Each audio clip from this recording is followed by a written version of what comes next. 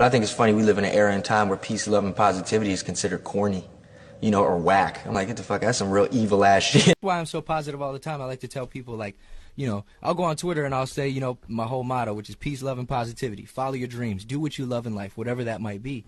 And, you know, I've been saying it for years, and it started with me telling myself, because nobody else was telling me. Nobody was telling me to follow my dreams, or that I could do it, or that I could be somebody. And then it ended up me telling myself this in songs. I ended up telling millions of people that listen to it, which is really crazy.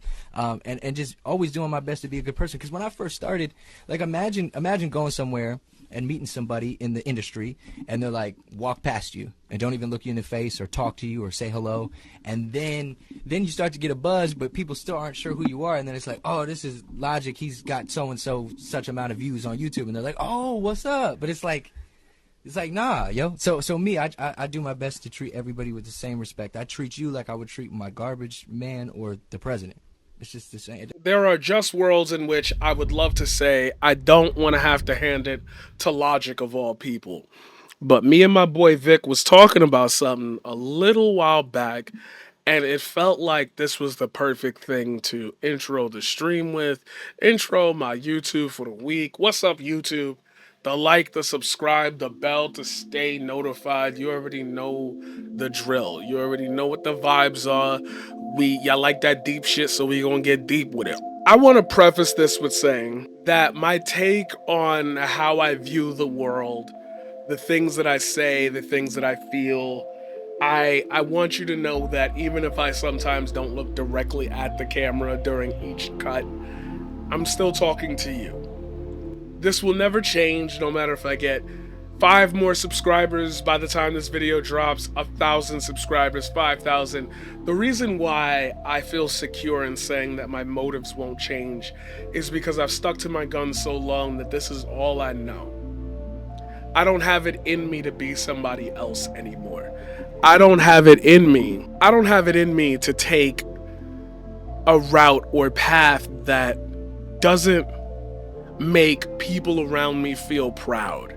There are opportunities that I could have taken a long time ago, and I'll bring up one of them now to kind of drill the main point home. I remember I was like low-key offered a job at Atlantic Records, and it was one of those under the table, if you want to get in type things. And I sat on it and I waited on it because I was currently doing an after school program for some kids in Ridgewood. And the first thing that happened when I got hired was the person in charge said, you don't plan on leaving in like 6 months or whatever, do you? Because a lot of people do that and the kids get attached and it really hurts them a lot. And I was like, no, it's a good pay, like it's easy distance to easy commute. And when the time came where I got that offer, just about 6 months later, I held on to it because I said, as much as that could probably fucking lift me out of poverty, if anything, I thought about like what it was like when I was a kid. And I remember what abandonment felt like when you had nothing around you. You know, I used to say a lot that my home life wasn't as terrible as maybe my mind envisioned it, for the sake of I also was around people who had less. But after a certain point in my life, I realized that whatever happened in that house was kept in that house specifically to avoid the connotations that come when you speak out about these kinds of things. And that is abuse. And when you perform and you have the ADHD and the talents and the drive and the will, you naturally gravitate towards bouncing around everyone. You can fit the mold of everyone. You can mask for everyone. More importantly so, I think when you live off of survival for so long, you are pitted with looking at other people, or you're pitted against the thought of what other people are going through and how you still have to view them as normal people. You can't assume that everybody's had such a tragic backstory.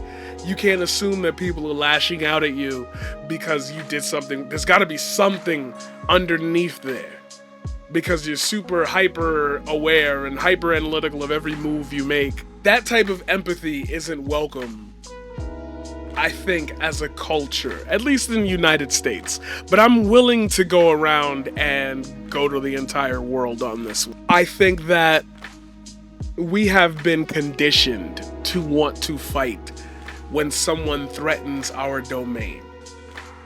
And it used to not be like that. And I hate to say back in my day, but this is only going back a couple years.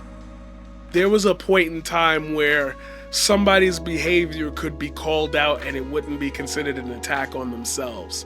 Now, I don't know if personally we just got lucky in the place we were born, but across the medium, and this is what me and Vic were mainly talking about, across the medium, it feels like that's a general empathetic level now. That we came out the pandemic with, and I used to make this joke all the time, one of George Costanza's traits. I remember telling my brother Malachi before he passed away, at what point will be the, well, I didn't say it like this, but now that we have this language, at what point is the Rubicon of America? How many deaths will occur from COVID before we're like, whoa, it's actually real? He's dead, and now I have to say, like, at his gravestone, we still don't care. We still don't care. And that's why I said I wanted to preface this with all of that to say, when I think about Malachi, I could understand viewing this from a traumatic standpoint. I could imagine viewing this from I've experienced massive amounts of trauma over the last 4 years. Why isn't everyone kind of like giving me a break? But I also am going to double down on the thought, because everything that I've encountered thus far, as I've made this journey through expressing my thoughts on the internet, has been that lack of care, has been that lack of understanding or want to understand. It's been sides. It's been high school behavior. It's been, as my boy Vic put it, we're grown, but it feels like we're still speaking as teenagers. And it sucks that creatives live in this constant free fall of, as a freelancer, if this isn't working or that isn't working, I'm fucked.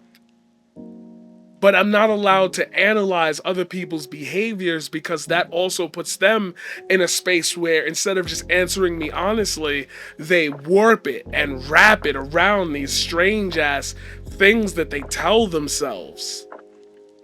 And then they justify that without even breathing. And so now when you come to ask a question, we're not even talking about what I'm asking about anymore. We're talking about your reaction. What about this? And what do you think this made me feel? You can't be proud of your achievements here anymore, because it's a constant comparison battle. You can't be proud of what you do, because for some reason now we hyperextend our lens to the value and worth of how many people are listening to us at any point. How many people are some radio stations run with only like 100 listeners. Run fine, run well. We wouldn't devalue what that does, but we devalue what we do here.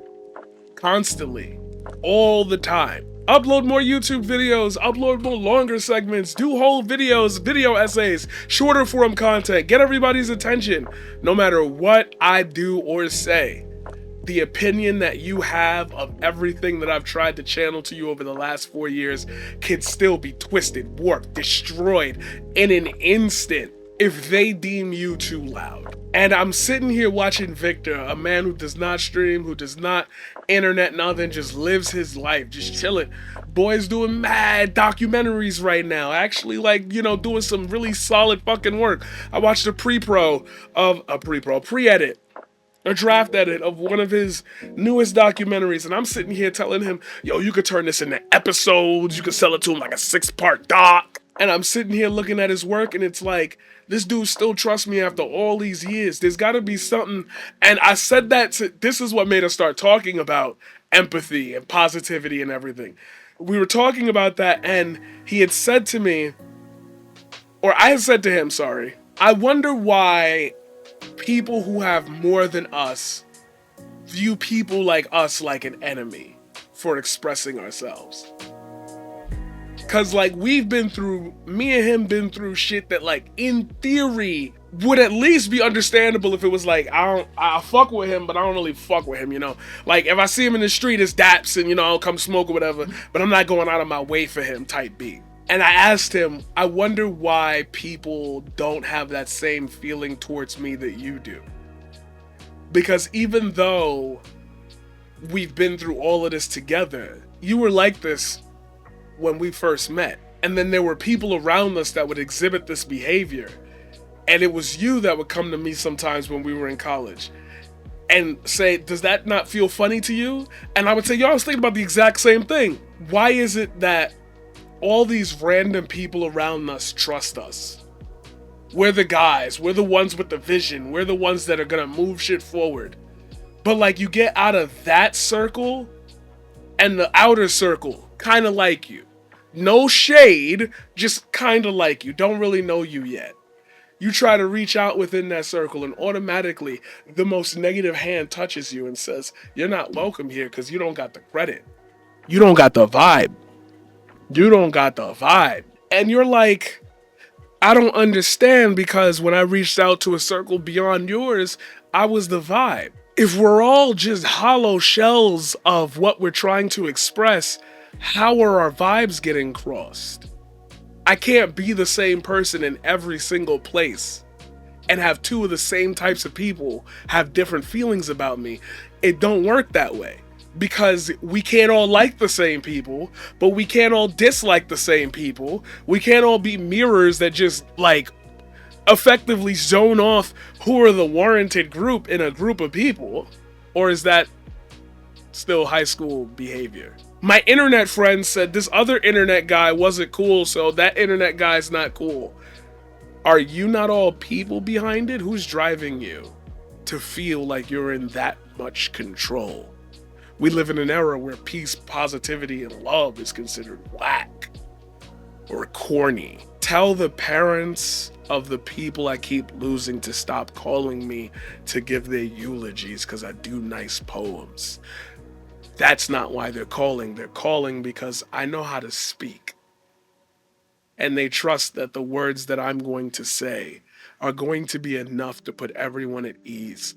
Not everybody's a public speaker. Not everybody speak English. Marquise got it though. I can't fathom having that much trust in people that barely know me, but they know their children, God rest their soul, he's the guy. That's all I've ever wanted is for people to point at me and say, he's the guy. Yo, we got to get Tozawa over. He's the guy.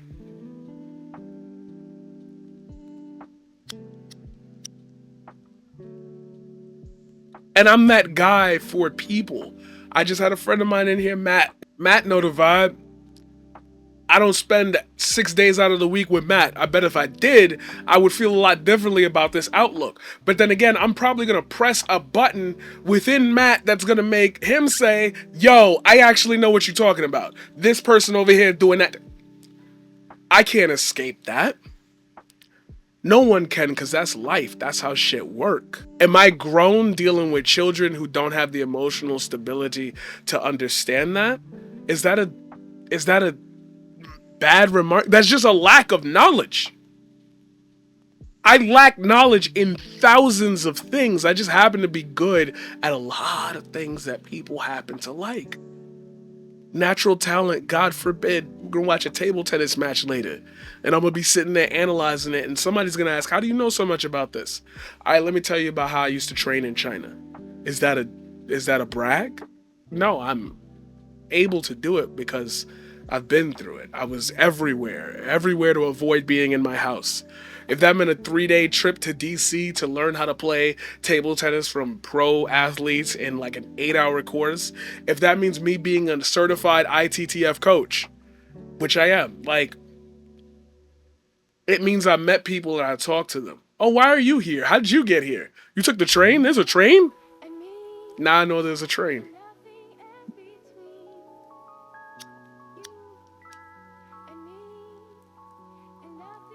It's just so, and as we were talking, it just became more and more draining to find out that, like, not only am I not bugging, but my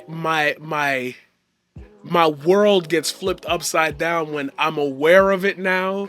I've talked to people about it. I've gotten a wide variety of opinions. I've gotten where I could be wrong. I've gotten where the other party could be wrong. And it always totals out to you don't give a shit about that. You'll choose a side because the more popular person reached out to you first. I like them better than you. I know them more. What is that not? Have you ever met these people? Have you ever talked about like their deepest desires? Have you ever chopped it up over a blunt? Half of y'all don't smoke. When have you ever pressed this person for their opinions? But as long as that person's valid with that person's valid with that person, fuck the art, fuck the content, as long as the cadence is fire. And that's just weird to me. That's weird. It's weird because it's happening in every facet of life. From my sister in the fucking government all the way down to a freelancing art. My friend Ashley literally was about to put on her 3rd season of her fashion show, built up from the ground. Just her raw. And the only reason why we are this close together and this connected is because we accidentally got arrested together. Because we were doing film scouting and a racist white couple with a racist cop wanted to point a gun at me. It was my first story on the very first thing I talked about when I did my very first video, like for YouTube and streaming. 1 month out from her, all models ready, runway, everything booked, clothes in, everybody's flying in. She get hit by a car. She's recovering. Thank God the injuries were minor, but like, what the fuck? What the fuck? DM 2 days later after they get out of surgery. Hey, do you have any tips on drop everything? I will help you. Not because I want something from you, but because you still trust me after all this time that my word means something. Most men do not go through life with their word meaning shit. I've already experienced a whole world of people who are down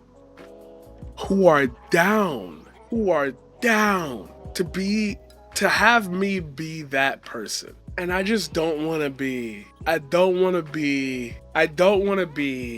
the person who always has to tap into whatever the fuck it is y'all got going on, because I'm telling you, them vibes is not correct.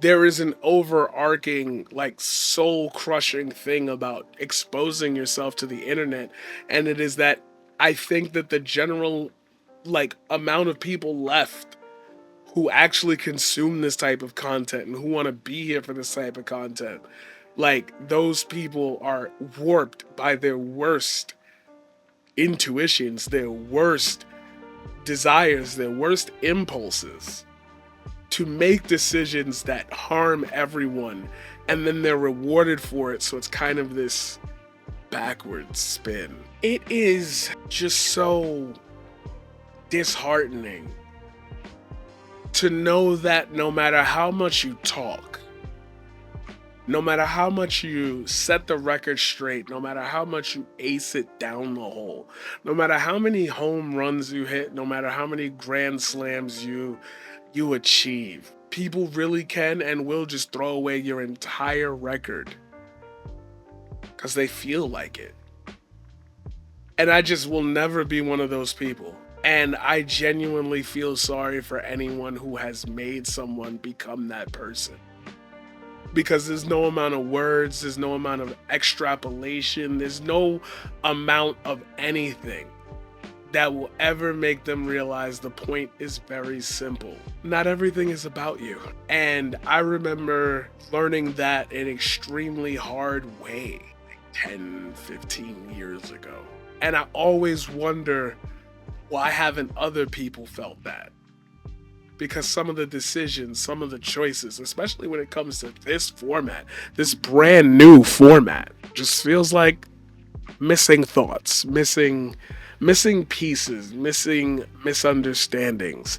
Things that if were said out loud would not only make everybody go, oh, but it would also clarify. But it doesn't matter how much you clarify, because we don't live in that world anymore. We don't live in that era of peace, love, and positivity. We don't live in a world of reaching out. We don't live in a world of charitability. We don't live in a world where, again, as I prefaced this so many minutes ago, I came onto the internet and immediately, like as I was starting, all my friends started dying. That's not an unleaded level of holy shit, maybe you shouldn't do this. But I did it. And I gained an audience just being real, just being an anchor, a vessel for, yeah, a lot of shit's going on in the government, but a lot of shit's also going on in your head. Just so weird. And as he's like throwing all these thoughts back to me about shit that's going on in his life, I'm like, yeah, no. You right, bro. No, you right, bro. That's crazy, bro. You right. I don't know what we're right about anymore. We used to know what we were right about. But you go and tell people, hey, I happen to know a lot of people who have felt that way that you feel. No, not you. Not you. I'll end it like this. There was a chatter one time who, I think the dude's name was Adam Scriven or something like that. Adam Scriven came into the community on the YouTube front. Big YouTube guy, slamming down every single video. Adam pops up in the Twitch. The Twitch is a different world. Starts barking at somebody for an emote that they're using. Starts barking.